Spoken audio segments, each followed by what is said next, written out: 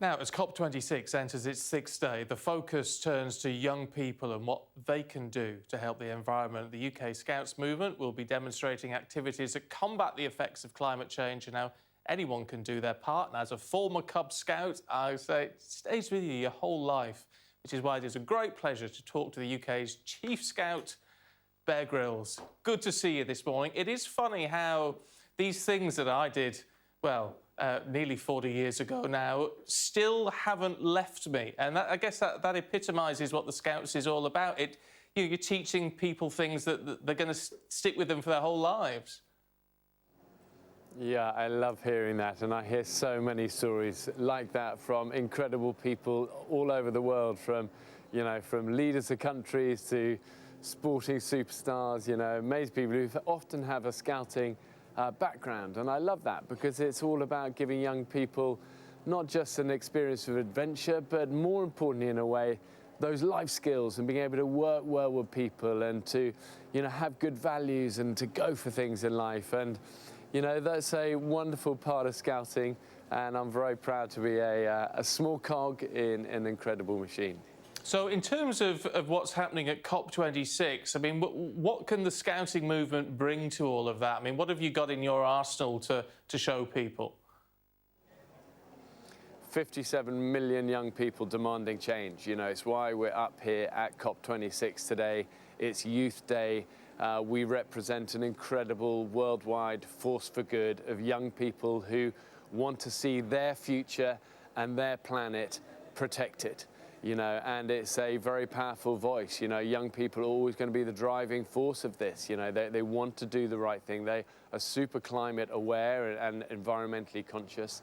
And it's wonderful to see. And we're all up here hoping that ultimately the leaders of the world affect change now. Actually, not talk, but action. And there are real signs that this is happening now. It's almost like we're past the point of no return. We have no choice now. We have to do the right thing and put some proper measures in place to, get rid of these fossil fuels, invest in renewables, and properly protect our forests and our oceans. I mean, it's difficult when you look at the scale of this, though, isn't it? Because I mean, a lot of your members now will be your parents, their own children may be in the scouting movement. By the time some of these things come on board, I mean, it's a level of acceptance, I guess, is it that I mean, some phasing out fossil fuels, for example, is not going to happen overnight. It's not, but it's about making the right decisions. All of us want to be able to look our grandchildren and stuff in the eyes one day and say, at the critical time we stood up and we were counted and we said, you have to do this. And it's not just a sort of a nice add-on. This is about the future of our planet, and it is these young people's future.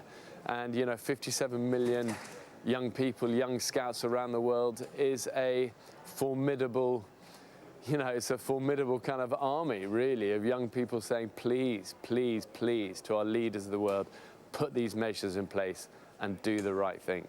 I mean, it's interesting with the scouting movement in a way, because it's, there is so much in scouting which is based in nature. I say that sort of survival part of what we do. I mean, there's so much more about understanding how nature works. So it's all part of the sort of curriculum, isn't it? It is, and it has been for 120 years, or 112 years now we've been around, There was actually a conservation badges for Scouts back in the 50s, in the 30s they were doing gardening and farming and learning about, how to look after bees and the animals. And, so you're right, this sort of environmental awareness has been part of the Scouting agenda long before it was niche, long before it was trendy, and long before where we are now, where it's essential. This isn't about any of those things. This is ultimately now about survival. And I feel incredibly proud that so many young Scouts are driving this, and that people, hopefully up at COP26 now, are listening. It is a phenomenal movement, and one I'm so proud to have been part of in a very small way back in my youth. It's really good to talk to you, Bear. Thank you. No, hey, once a Scout, always a Scout. I'll take that. It is a phenomenal thing to do if you're a young person, if you're older as well, if you can get involved in some way or another.